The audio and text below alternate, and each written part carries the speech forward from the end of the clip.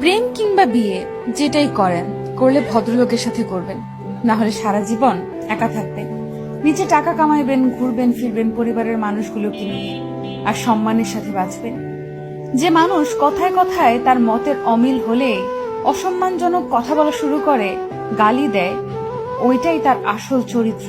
এমন মানুষগুলো খুবই ভয়ানক। যাদের মধ্যে নম্রতা ভদ্রতা আছে, সে গালাগালি করে না বা অসম্মানজনক কথাবার্তা বলেন। এমন মানুষগুলোকে ছাড় দিয়ে যত চলবেন, ভালোবাসা দেখাতে যাবেন, নিজের লস। এরা আপনাকে মানসিক রোগী বানানো ছাড়া কিছুই দিতে পারবে না। এমন সম্পর্ক থেকে যত তাড়াতাড়ি সম্ভব বের হয়ে আসা উচিত। কেউ কারোর জন্য মরে না। জীবন নষ্ট করার জন্য একজন অযোগ্য লোককে নিজের জীবনে জায়গা দেওয়াই যথেষ্ট।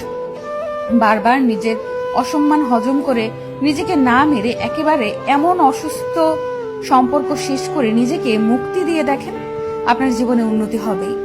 একজন সাপোর্টিভ সঙ্গী পাওয়া ভাগ্যের ব্যাপার। যে মানুষের মাঝে ভদ্রতা আছে, তারা তাদের দায়িত্ববোধ সম্পর্কে জানে। তারা অন্যের জীবন নিজের নিয়ন্ত্রণে আনার জন্য মরিয়া হয় না। আমি আমার পরিচিত এমন অনেক মানুষ চিনি যারা জীবনে অনেক ভালো কিছু করতে পারত, কিন্তু তাদের জীবন নষ্ট করে দিয়েছে তাদের জীবন সঙ্গী। আবার এমন অনেক মানুষ দেখেছি যারা জেনে শুনে ভুল মানুষের প্রতি ইমোশনাল হয়ে নিজের ক্ষতি ডেকে আনছে।